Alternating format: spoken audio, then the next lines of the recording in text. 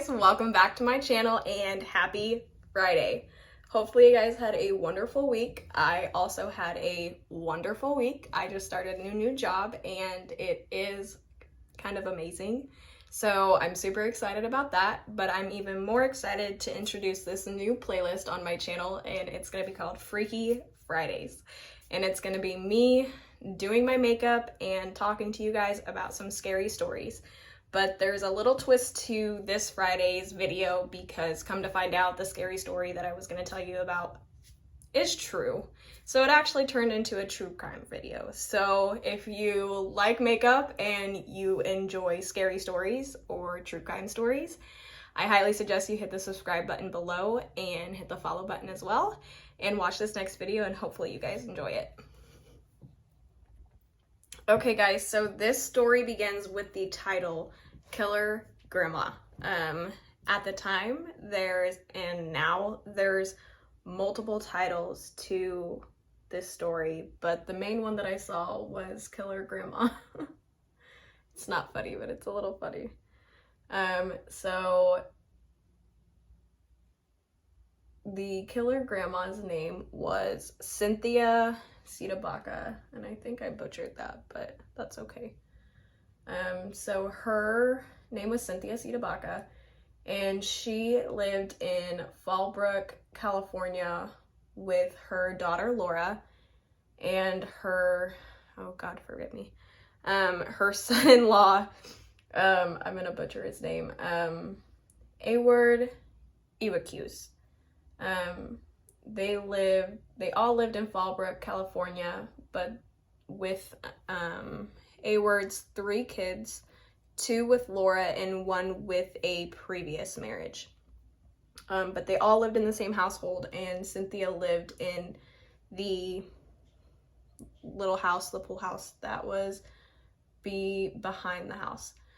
And the only reason that Cynthia lived with them at the time was because she had a stroke and was unable to take care of herself at the time. So Laura suggested that she come live with them and let Laura take care of her.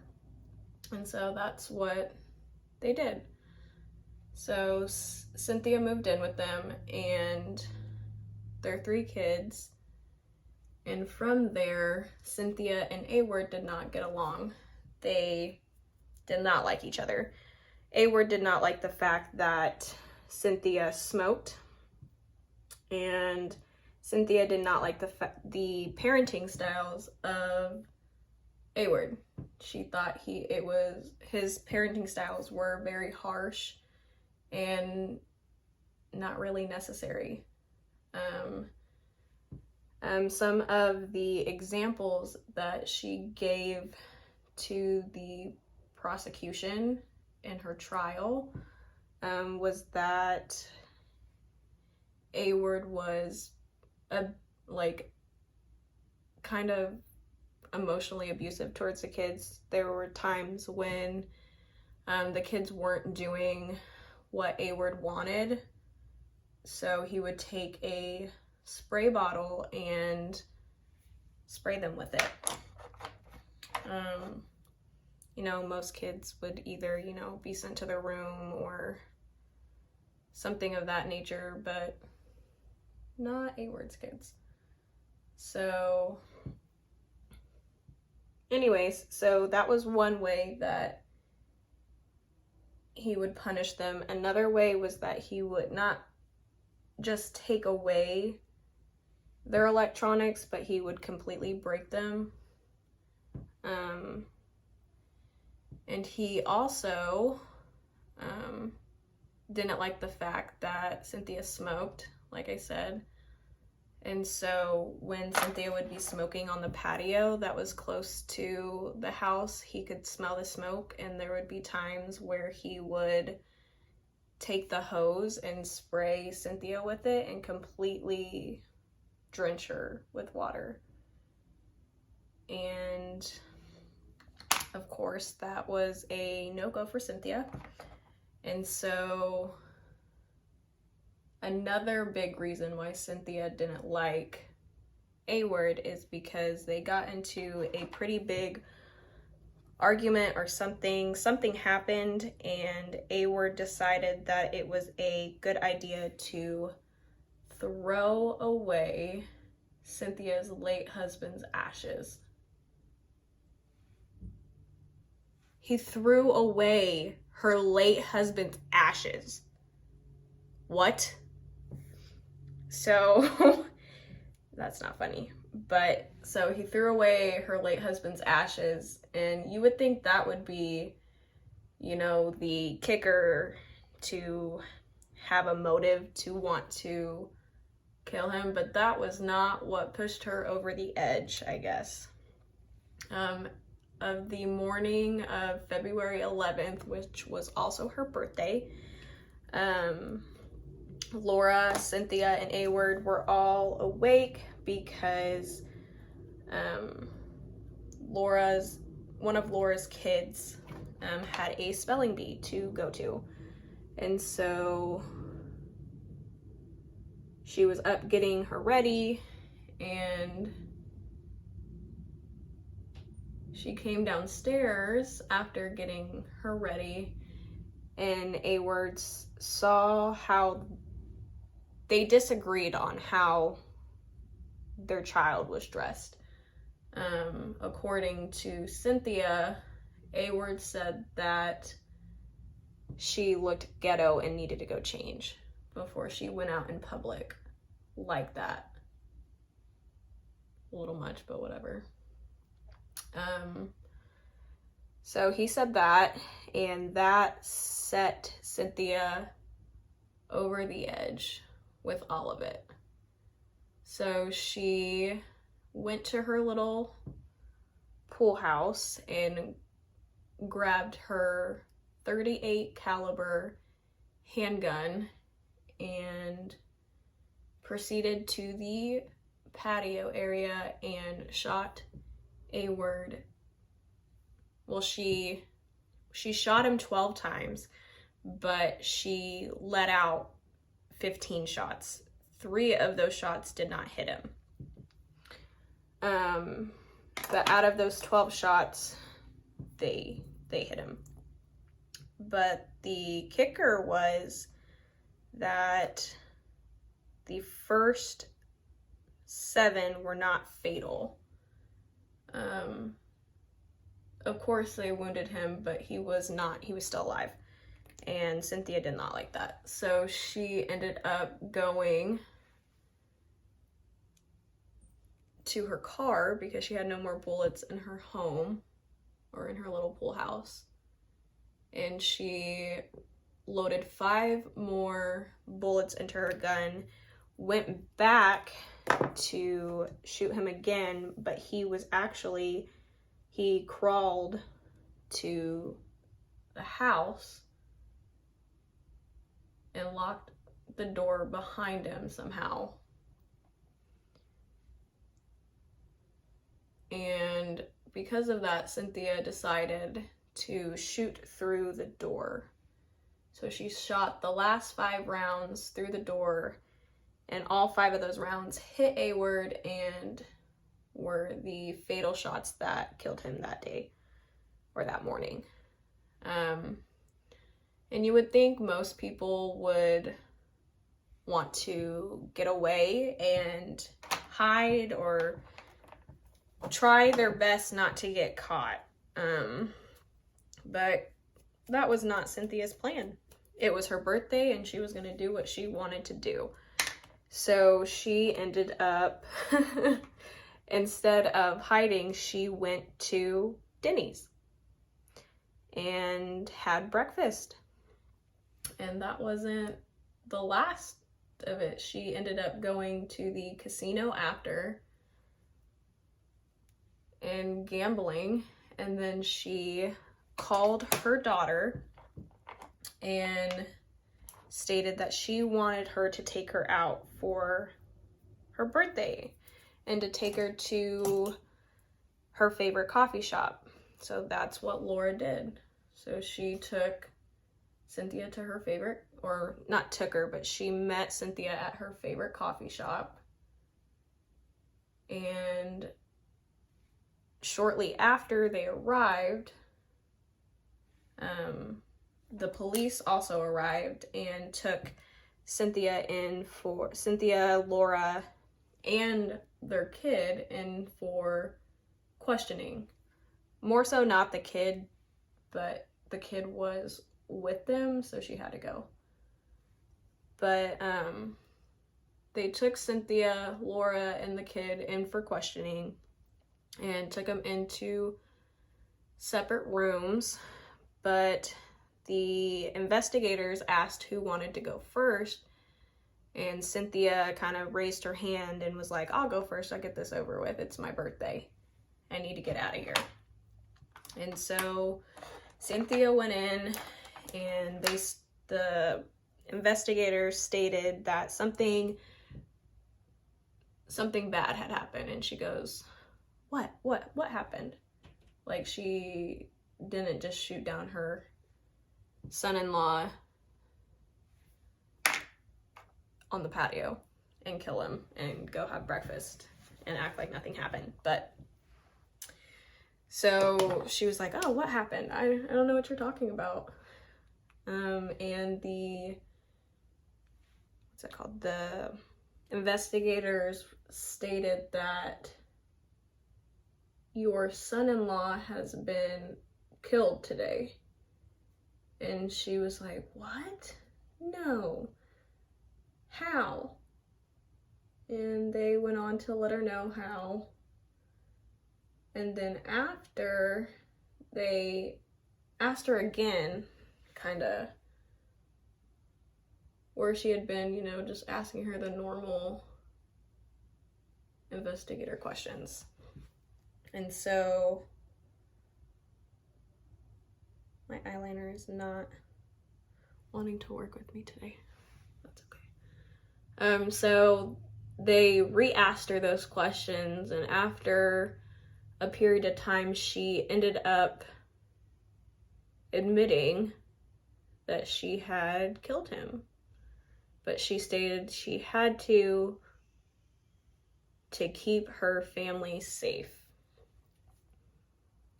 Because according to her, Ayward was abusive, not only to the children, but also Laura, not just emotionally, but verbally abusive and also physically abusive to all of them. And because of that, put on my lashes. But because of that, what's my lash glue? She said that she had to save them. At the time she stated that she had to save them, her lawyer or whoever was representing her stated that oh, by the way, have I been saying Laura the whole time? Cynthia. This is Cynthia. And this is Ayward. I don't have a picture of Laura, but actually I think I do. This is them together. But I lost my train of thought. So the prosecution said that, not the prosecution, her lawyer stated that Cynthia did it on a whim. She was so frustrated with him that day that she thought she had to save her family. Come to find out that 2 weeks prior to the murder, she had been going to a gun range and shooting that same .38 caliber handgun as practice. So that made the prosecution think that she had been planning this for quite some time, and it wasn't just on a whim that day, like it had been going on for a while. Also, during the trial, oh, here's a picture of her in her interview. Super excited, right? So weird. But during the trial, One of Ayward's sister had stated that her and Cynthia and Ayward never got along, and there had been family problems from the jump. Like, it wasn't just that day. It had been going on for a while. And so, because of that, she was, they tried to do the insanity plea, but that didn't work very well because in August of 2016, she was ruled competent, and that she knew what she was doing. So in March of 2017, Cynthia was convicted of first-degree murder. And during the trial, she kept stating that she was sorry, and then she would say she's not sorry, then she would say she's sorry, and then she would say, well, I'm glad he's dead and he needed to die, or stuff like that. And so the family of Ayward was speaking up about how she's a cold-blooded killer and that she needs to go away for life. This was before she was convicted. And that she didn't deserve to see, you know, another day of sunlight, anything like that. But the twist was that her daughter and Ayward's family was more than upset that Laura took her mother's side. So she actually went against the prosecution and stood on her mother's side and stated on trial that he was abusive, not only emotionally, but also physically, not just towards her, but also the kids. And of course, Ayward's family didn't believe it. They didn't believe that their son was like that. They stated that he was a quick-witted, kind person that would never hurt a soul. Excuse me. Well, I don't know what was true or wasn't true, but he also was a, let me remember the name, space orbital analyst for the Air National Guard. He also did real estate, as well as he was a rugby coach. I couldn't find like where he coached rugby or anything like that, but he was a rugby coach and a space analyst or space orbital analyst for the National Guard. So he was smart, and at least by the title of the things that he did, he was smart. But Cynthia will be up for parole in 2039. She resides in, I think it's called Chowchilla, California, at the Women's State Facility. And that's where they stated that she's up for parole in 2039, but if you think about it, she was 66 in 2014, and she was convicted in 2017 of first-degree murder. So she was sentenced to